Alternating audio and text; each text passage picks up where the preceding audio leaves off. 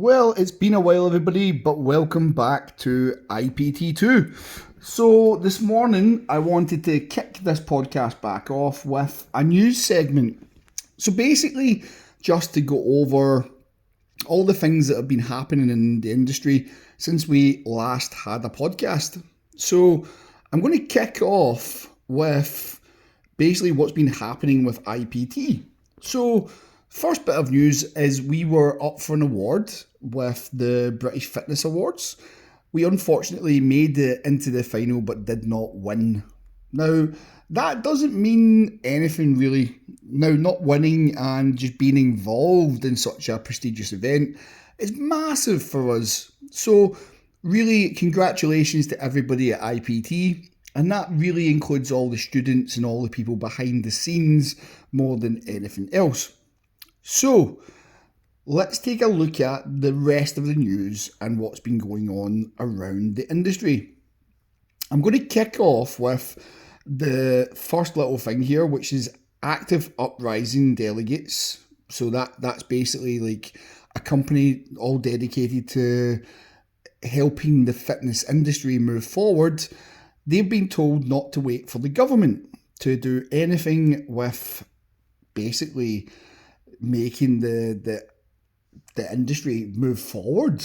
And when I say move forward, I mean like funding, all the programs that help people get healthy. They've just been told, don't wait on the government to do this, go and do it anyway, which is better said than done in most cases. So,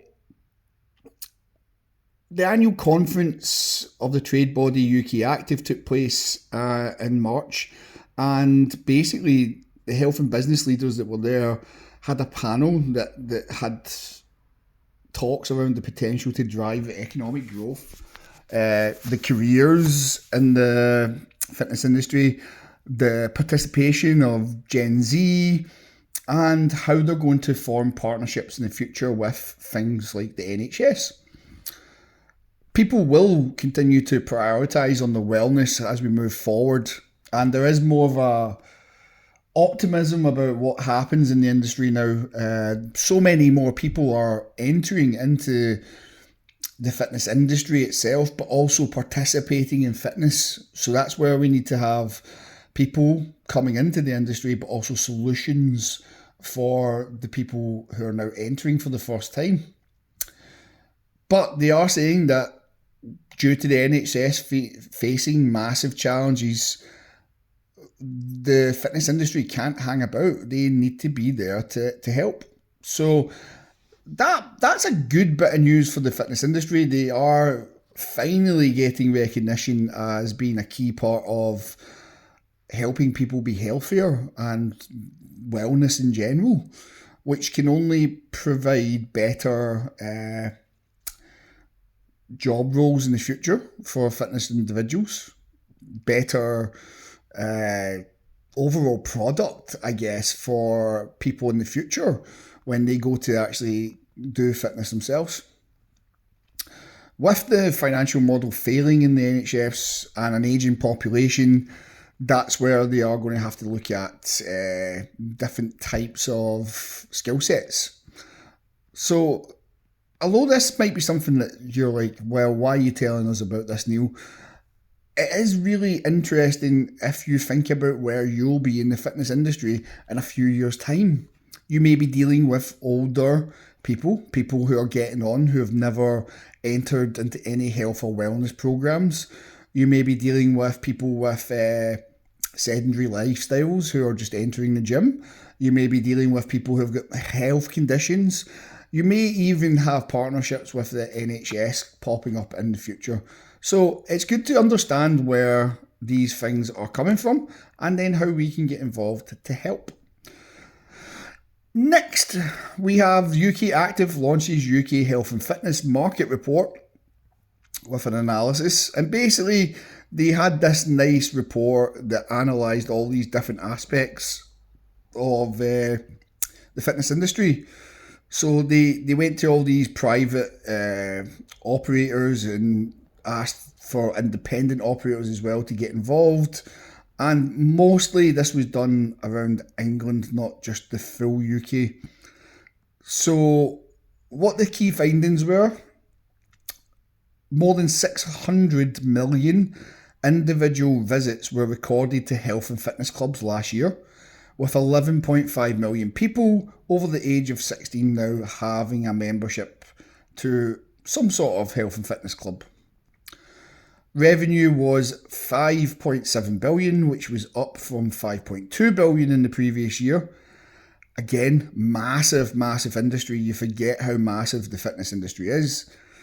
And the revenue across the sector has risen from 4.05 billion in 2022 to 5.19 billion in 24.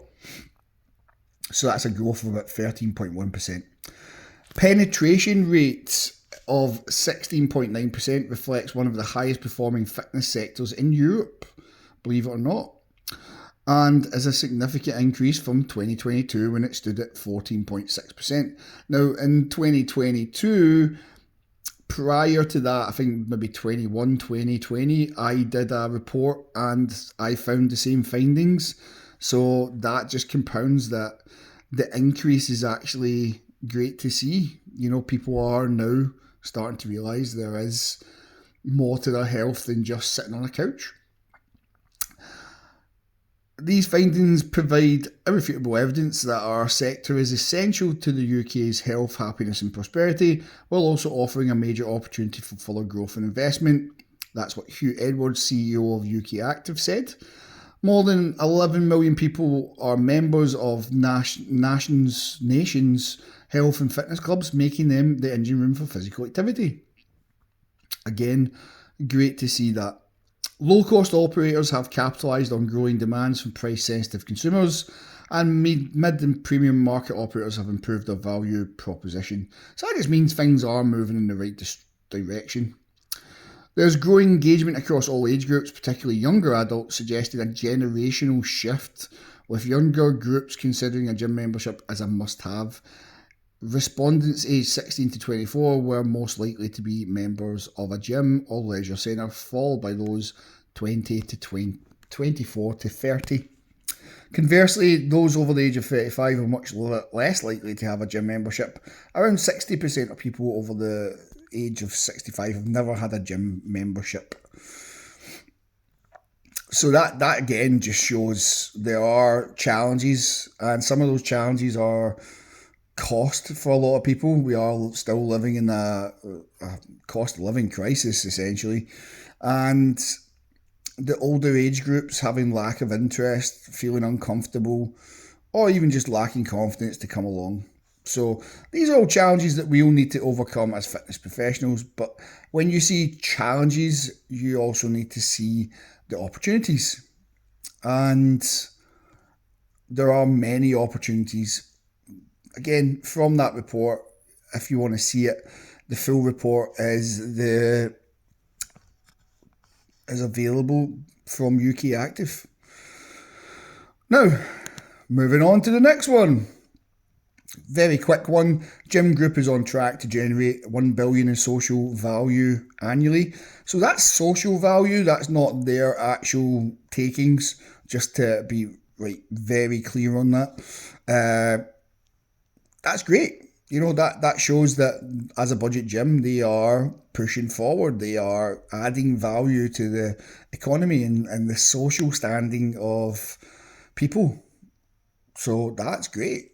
If all the other budget operators are doing the same, that's where we start to see more people flooding into the gyms. That's where we see more people having potential to actually come along and train. And that's where you as a personal trainer can have more value to your product as well, being that you are a professional.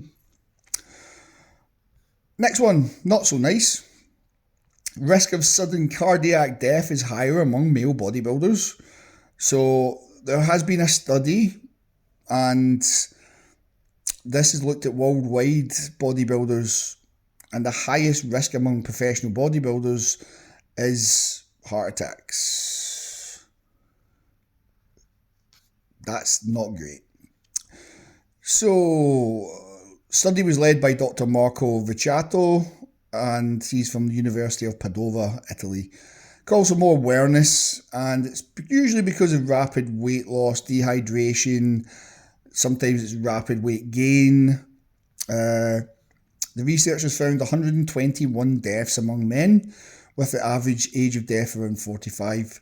Sudden cardiac deaths accounted for 38% of these deaths. That's a lot. Bodybuilding involves several practices that could impact the health. For example, extreme strength training, rapid weight loss strategies, dietary restrictions, dehydration, performance enhancing substances, although it doesn't say which ones, and that's going to be a podcast for another day. These approaches can place significant strain on the cardiovascular system, and there's where you get your heart attacks. Can also change the structure of a heart over time. So again, maybe looking at that, let's see the positives from it. It just means that positively, if we know that's happening, we can look at ways to circumvent it. So making sure if you're a bodybuilder, you go and get checked. Make sure that you get a cardiovascular and heart check. Making sure that if you are taking substances, that you aren't abusing substances. If you're looking at extreme diets, then you're doing it in controlled manners. Again, people seem to think that a physique on a bodybuilding stage is something that they'll carry for a long time. They don't. They really do push right up until the day of the contest to make sure that their body looks the way it needs to on stage. A bodybuilder will typically not look completely ripped like they will on stage with weeks to go to the competition. Next one. Thailand crowned best massage nation at World Championships for the third year running. I could have told you that. So basically, they've won for the third year. If you've never had a Thai massage, please go get one. It could be really beneficial to your training, and also you might pick up some techniques that you can maybe showcase to a client. Like if they've got a tight arm, feel how they do the practicing, look at it, maybe suggest for them to go and get the same kind of massage or see the same person you did.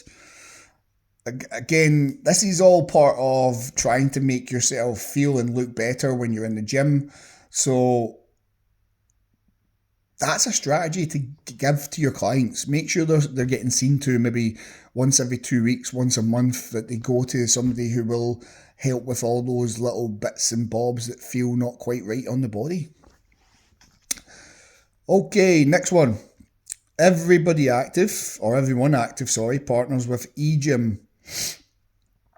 So if you don't know about eGym is like the budget gym across Europe. Now, they already partner with a lot of different operators like Nuffield Health, Fitness First, but Everyone Active is the first major public sector operator to join the platform. So, eGym platform provides an exciting opportunity to reach new audience through corporate and insurance partnerships. So this is to do with their thing called eGym Hustles platform. So there's wellness passes and stuff that they can use. It connects about 17,000 sports partners and 14,000 corporate clients within Europe and the US. So again, if you've never heard of eGym, go take a look at them, just in case you ever want to go and reach out into Europe and work in Europe. Next, Mark Diper is the new CEO of Fitness First UK. So again, for those who are maybe in the south of England, where Fitness First is more of a bigger deal, Mark Diper, previous CEO of Gymbox, has been revealed as the new CEO of Fitness First. So Fitness First for many years has kind of been in a bit of a limbo in the UK. They're thriving elsewhere in the world, but this might be a good opportunity for leadership to grow their portfolio again, make them back into the kind of brand that they once were. Okay, next up we have Les Mills Research provides roadmap to targeting high value super members. So again, Les Mills do a lot of stuff behind the scenes that people don't give them recognition for. And one of the things they do is these kind of reports, and this is something that if you take classes might be beneficial. But as a personal trainer as well, you need to understand that if you have an idea of how to find these people in the club, it gives you ideas of how to find other types of people in the club, i.e. your clients. So the research that Les Mills did provides a clear data-driven playbook for health and fitness operators seeking substantial growth by focusing on most valuable participants at the club and the area with the highest potential for serving them. Will give you retention, maximise floor space and build a thriving, future-proof fitness community. MVPs typically stay longer, 23 months versus 16 months for the average person, and they visit the club 65% more often and are 88% more likely to be active after 12 months than typical members. They also generate 27% greater lifetime value. So the report is free to download on Les Mills Insight Hub. I would need to take a deeper look at it to see more of the actual insights that it gives, but if you can identify these MVPs, they could end up being the advocate for you and your business if you provide them with good classes. Who are they going to talk about if they love your class? You. Who are they going to tell others about to go to for personal training if they love your class? You. They're in the gym more often, so they can be a walking advertisement and advocate for you. Find these people, build rapport, and then get yourself some clients. Okay, next one. Gym workouts continue to grow in importance for Gen Z, finds the gym group. Now, we spoke about Gen Z earlier on, currently aged between 16 to 28-year-olds is Gen Z. And in July, they saw that a lot of people were looking at fitness in that age bracket. Now, we spoke about that before. These are the people most likely to have memberships and disposable income a lot of the time as well, as they don't have as many burdens on them. So that is a good generation to look at. These are the people you're looking to get into your PT business. I would say probably from 21 to 30 is a better age bracket for PT, up to maybe 35. We tend to see people above the age of 35 drop off, especially in the male category. But in the female category, they tend to then come in looking for help and support a little bit more. Again, why that is, we would have to delve into more stats and stuff to find that out. Next up is rehab and exercise referrals, central to everyone active. Leighton Buzzard Development has got underway.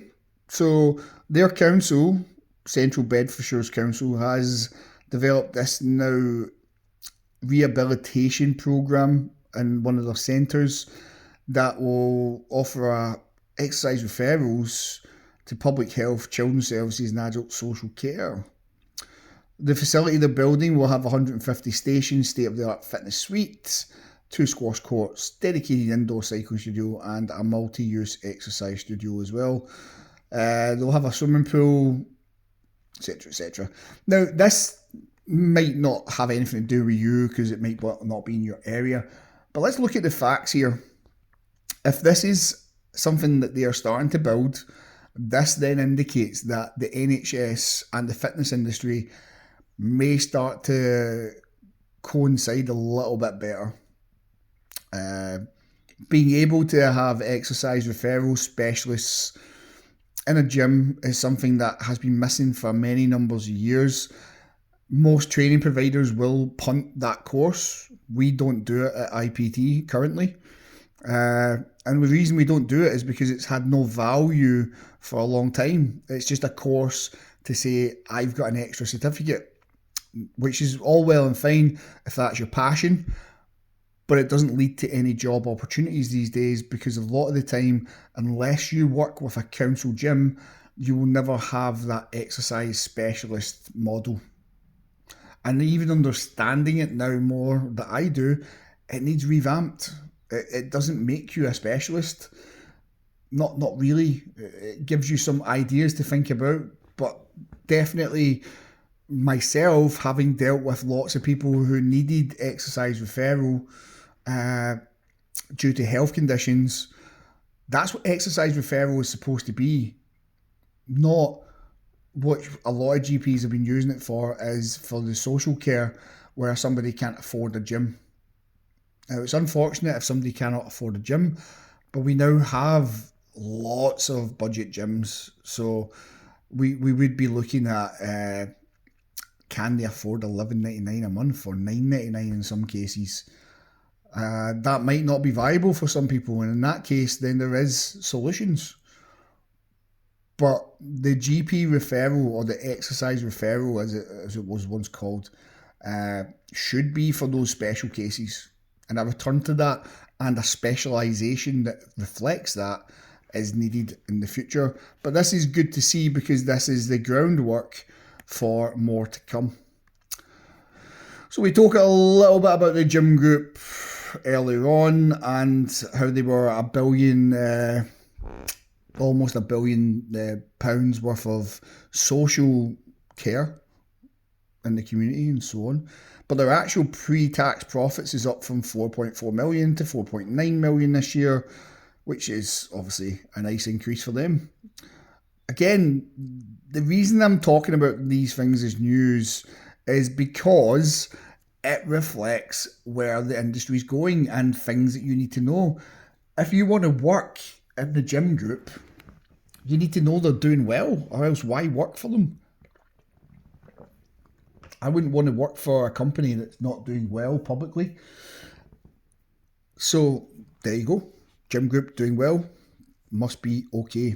Pure Gym, exactly the same, and all other budget gyms, from what I can see, have been moving forward. Next up, being that I have been a speaker before out in Dubai Active and various other places around the UK, it's nice to see speakers and themes unveiled for the Africa Wellness Congress in October. So that's this month. Now, it's just taking place, and it was in Morocco this year. And they are looking at getting proper keynotes from different industry leading professionals in the UK, Africa, Europe, and the US.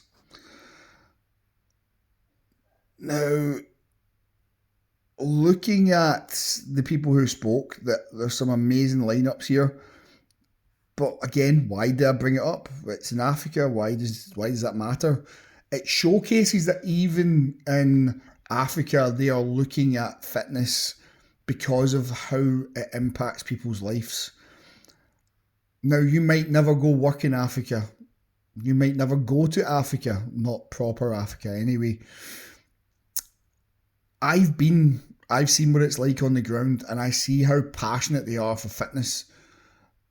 You've probably seen videos on YouTube about people lifting in outdoor gyms and using spare parts from a car to do a bench press.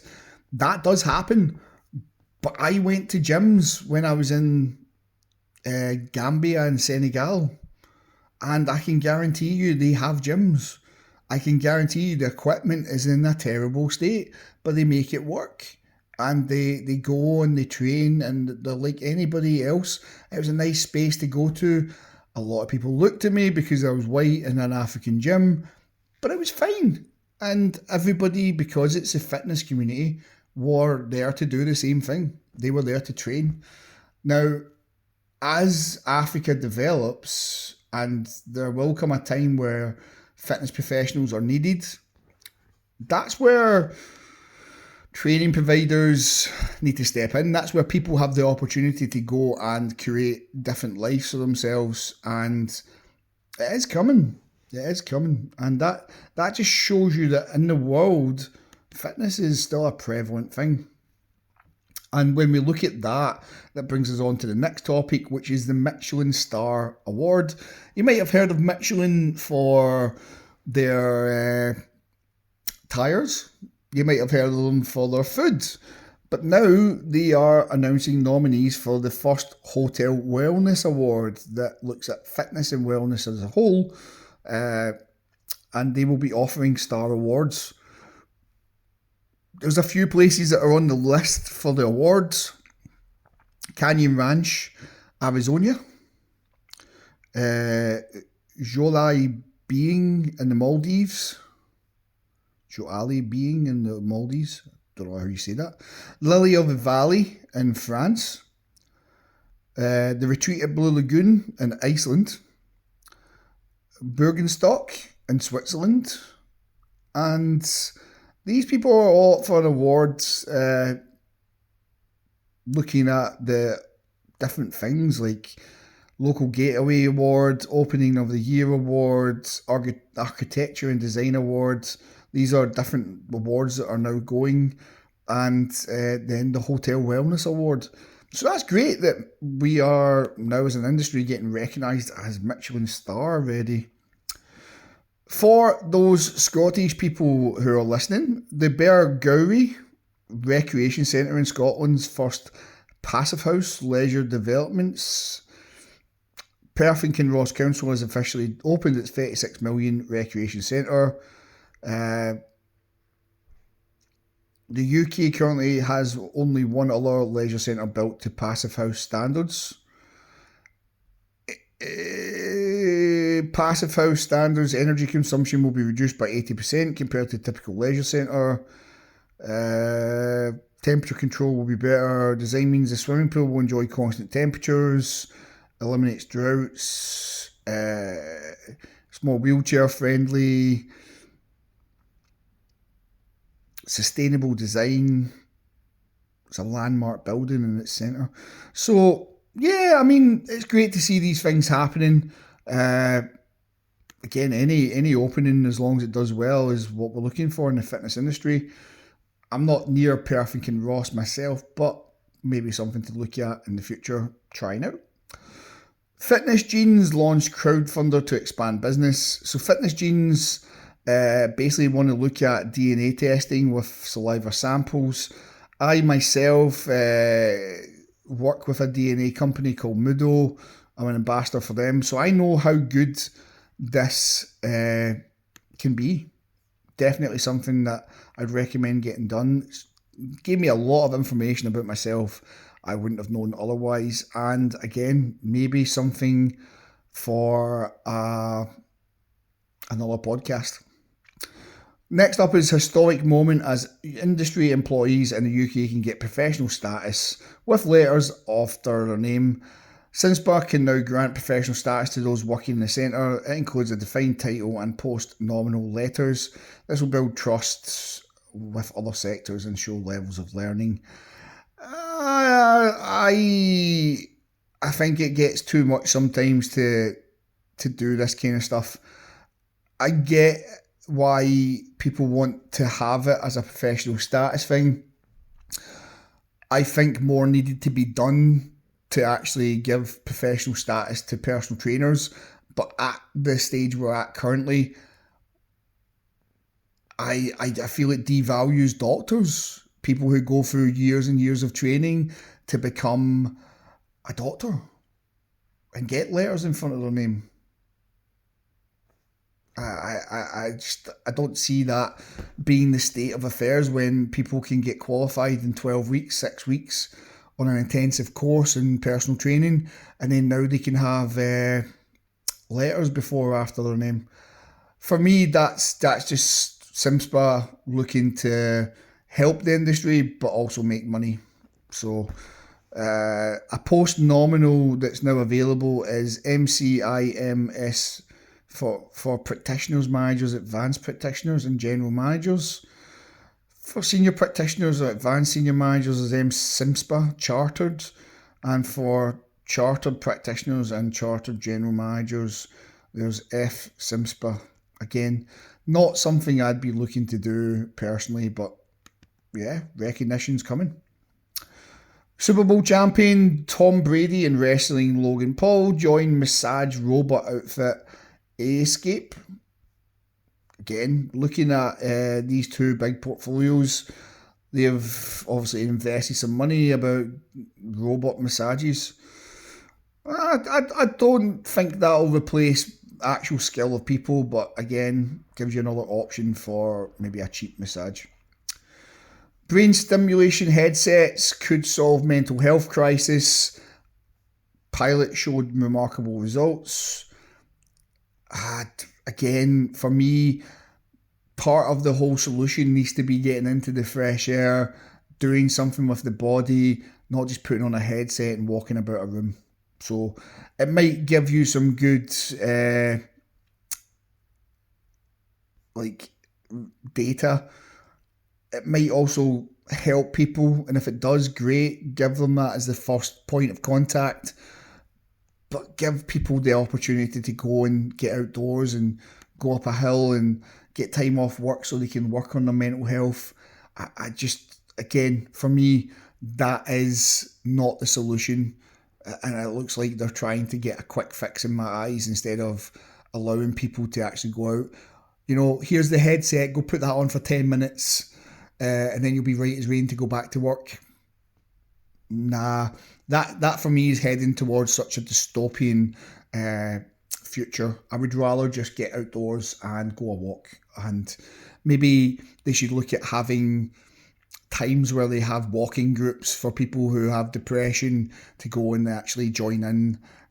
Maybe they should have people who can call in and get people out of their house when they have depression, instead of here's a headset, go look at that.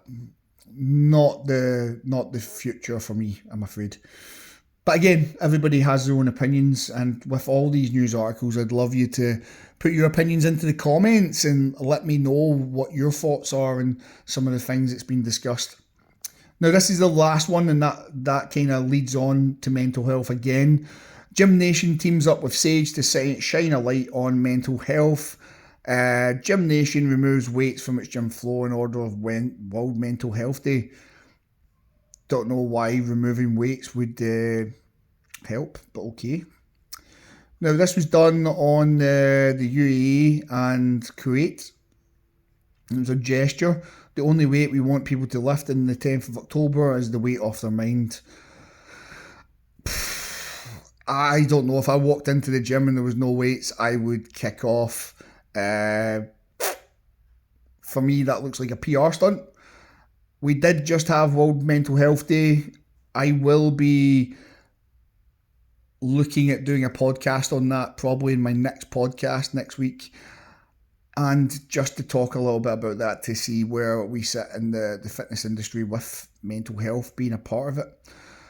The last quote here is, as public attitudes shift and the conversation around mental well-being grows louder, we want to remain at the forefront of that change, says McEntry. He is one of the people that's at Gym Nation. And there's a notable stigma around mental health in parts of the Middle East.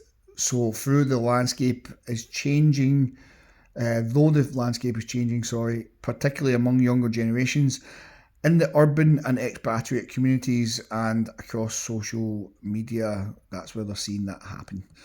So that's great. It's nice to see these things happen for obviously different reasons, and lots of those news articles were very positive. And again, things can get taken in a kind of bad way, but I see all the positivity in all that we've just discussed. Now, this has been a nice little reintroduction to us.